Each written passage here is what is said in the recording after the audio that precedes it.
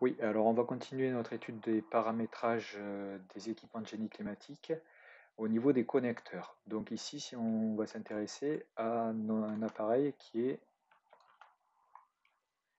notre CTA double flux, la CTA 1. Donc quand on sélectionne cet équipement, on voit qu'on a l'air soufflé à 300 mètres cubes par heure, l'air repris à 200 mètres cubes par heure, et par contre ici, il ne se passe rien de particulier. Si ici je change la bouche de soufflage, le débit sur la bouche de soufflage, que je lui mets par exemple 150, appliquer, pas de modification sur l'autre côté. Et si on fait la même chose sur cette bouche de soufflage, on modifie la bouche. Ah, j'ai raté la sélection. On modifie la bouche, au lieu d'avoir 300, si on veut mettre ici 150 comme il y avait eu à l'extraction, on va plutôt mettre 250. Ah, là c'est moi qui ai supprimé l'objet, on recommence. Voilà, on constate que ça ne fonctionne pas. Bon, pour la manip, on va essayer 200, juste pour avoir des valeurs différentes au soufflage et à la reprise, mais on se rend bien compte que rien ne fonctionne, c'est-à-dire que les valeurs de débit ne se propagent pas de ce côté-là. Donc il faut qu'on étudie cet objet, et donc on va modifier la famille de ce qu'est son double flux. Donc, ce qu'est son double flux, on a bien le soufflage en partie basse en bas à droite ici, et donc on a, comme c'est croisé, on doit avoir sur ce connecteur-là un débit qui est intérieur, donc qui rentre, qui correspond à du soufflage, donc ça c'est bien notre R9.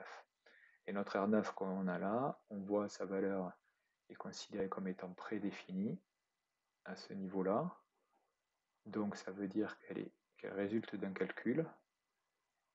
Ici, si on regarde cette valeur-là, elle est marquée comme étant prédéfinie, donc ça veut dire qu'elle résulterait du calcul. Donc on va voir pour quelle raison ça semble ne pas fonctionner. Ici je vois qu'il y a les connecteurs, s'il suffit peut-être tout simplement de supprimer le lien. Parce que ça, voilà, je supprime le lien. Ça peut être tout simplement ça qui expliquerait l'écart, parce que normalement, si on regarde sur les paramètres, on voit bien que l'R9 est égal au débit de soufflage et l'air rejeté est égal au débit d'extraction. C'est-à-dire qu'on retrouve le même fonctionnement que vous avez pu voir sur la vidéo du caisson simple flux extraction, où on fait croiser et on fait en sorte que les débits soient identiques. Je m'explique peut-être pour entrer un peu plus dans les détails. Le débit de soufflage ici, un paramètre qui s'appelle débit de soufflage. Le débit d'R9, quand je sélectionne ce connecteur, hop, j'ai raté ma sélection. Ce connecteur ici, que je regarde le débit, il s'appelle débit d'R9. Et dans les types de famille et les paramètres, on voit que le débit d'R9 est égal au débit de soufflage. Donc les relations mathématiques sont bien reliées, c'est la même chose pour l'autre. Donc a priori, là on devrait être bon, chargé dans le projet et fermé.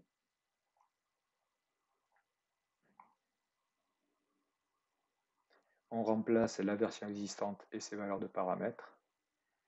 Donc 200 mètres cubes par heure au soufflage, ça veut dire qu'on a 200 mètres cubes par heure d'R9, et on a bien 150 mètres cubes par heure d'air rejeté. Donc là, on a cohérence, on peut le faire en synchro. Si ici, on a un besoin d'air soufflé à 300 mètres cubes par heure,